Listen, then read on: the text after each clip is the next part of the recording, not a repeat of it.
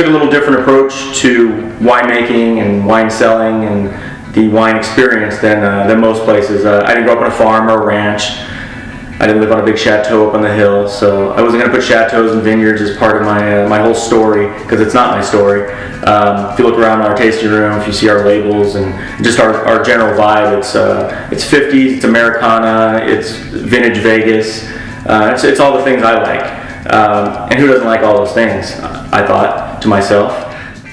We appeal to a large range of ages and groups and niches, but I've always wanted to make my wines approachable and easy drinking. These are lifestyle wines, I like to call them. Wines you can just sit around with your friends, your buddies. You don't have to think too hard about them. You're just drinking them, you're enjoying them, you're sharing stories. Our labels are very visual and very, they're conversation pieces. So it's about that. It's about sharing stories, sharing good times, and one of our mottos is good times, great wines. Right. Yeah, I buy 100% of my fruit. I started out just with friends, people that I've met in the wine industry. I was a wine buyer for the Disneyland Resort I worked there for 17 years. I worked for a place called Club 33 for 10 years.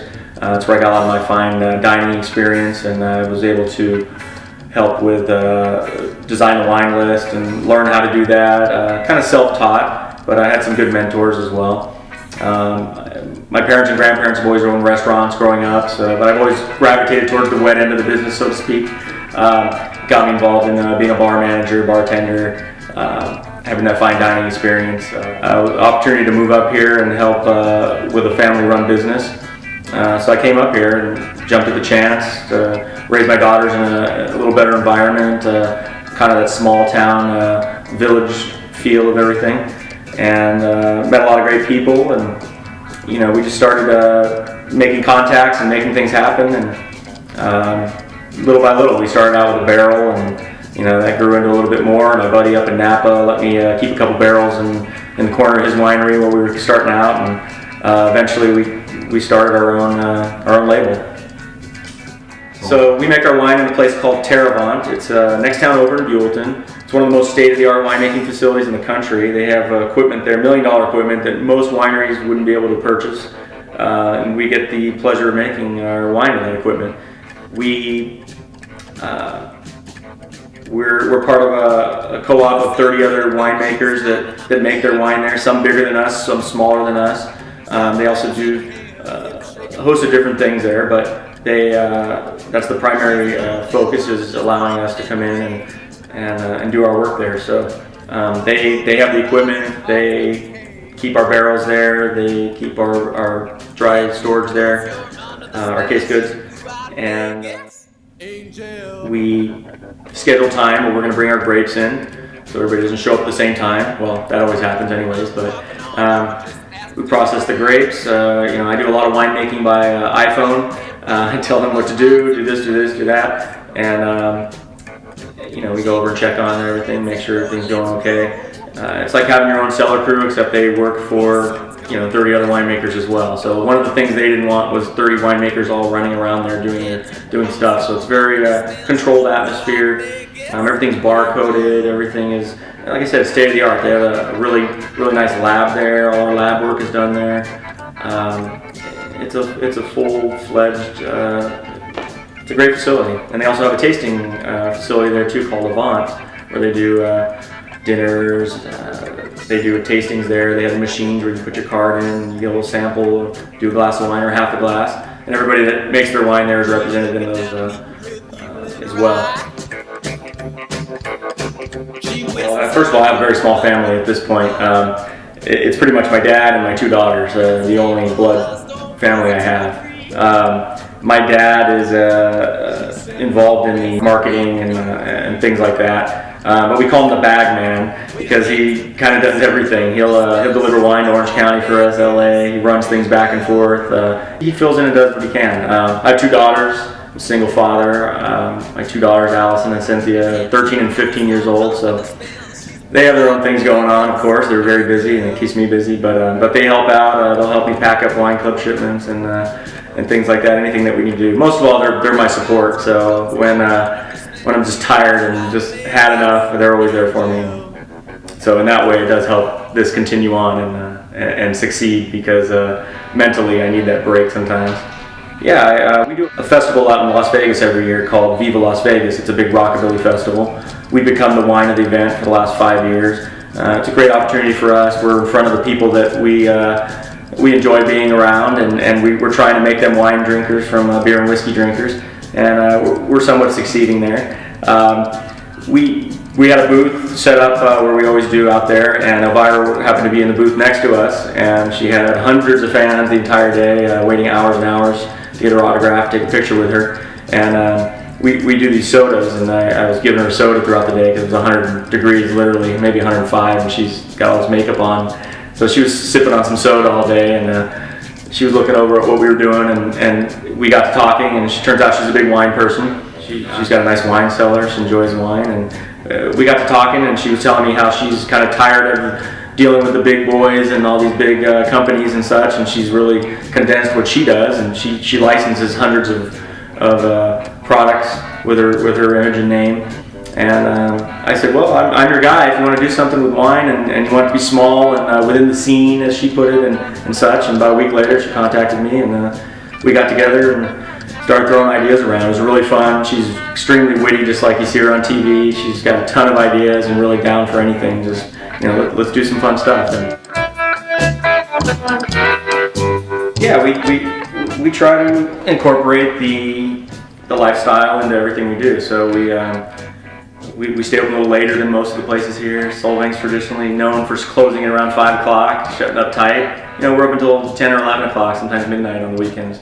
We do live music every Friday and Saturday. We've been able to attract some great local talent, rockabilly bands usually, that kind of style. They play Johnny Cash and Hank Williams tunes and things like that. And more recently, over the last few years, we've become a place for LA bands that are bigger and such, and they go on tour and things, and they want to find a place to play here. It's a stop on the Central Coast on their way up to San Luis Obispo or San Francisco on their way back down to LA. This has been a great place. There's a fan base here. We have a local, fan base that loves that kind of thing and can't always get to LA or somewhere else to go see it. So we've been able to bring it to them, and they really enjoy playing here. It's a different kind of place. I hear that all the bands say that it's a different, they're a smaller place than they usually play in. It's a different kind of crowd, and they appreciate it. And so we do that. We've done burlesque shows here. We're actually doing a sparkling project right now, and a good friend of mine that I used to work with at Disney is now a burlesque dancer. Her name's Ruby Champagne, so we're making a Ruby Champagne. She just performed here just recently, and we have another show coming up. We're actually doing a pinup contest. We do contemporary pinup models on our labels. So this contest, it's a 3-parter. We're in our 2nd part right now. The finals are coming up, and one of the girls is going to get an opportunity to be on the bottle. She'll be Miss Sort This Out Cellars 2013. She'll represent us at different events and tastings and pourings, and she'll be on the bottle and be fun. It's fun for everyone.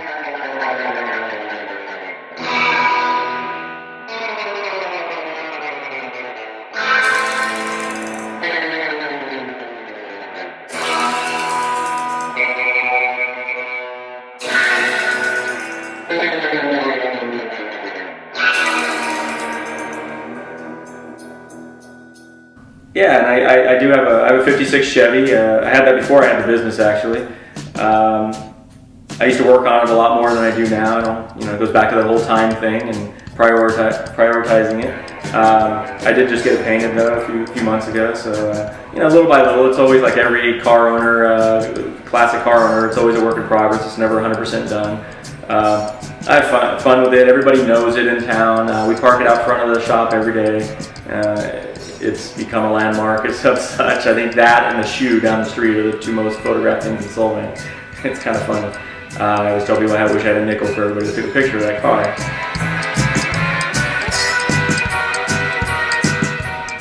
Ball and Chain by Social Distortion. It's one of my favorite songs, and I actually just had it on in my car driving my daughters to school this morning. And it's a storytelling song, and I love it. And most of the bands that play here know I like Social Distortion, and they'll play at least 1 or 2 songs, and they actually change the lyrics to say, instead of my broken down Chevrolet, it's my 56 Chevrolet.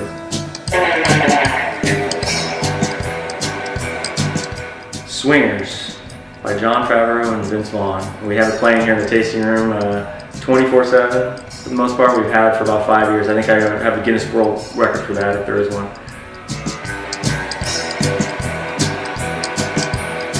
Why would you want to be Superman? I mean, you could do everything, right?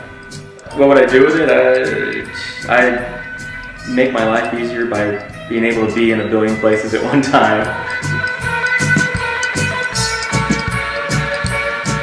You know, it's probably cliche, but I love harvest time and walking into the winery and smelling those grapes fermenting, and you know, there's nothing like it. And I know a lot of people feel the same way when they walk into a winery for the first time and they smell that, and they're like, "Wow, that's what it is." Well, okay, there's not a better smell out there other than new car smell, probably.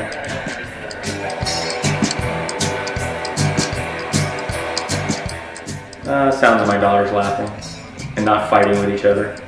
So you can answer the second question, what sound you hate? My daughters fighting with each other.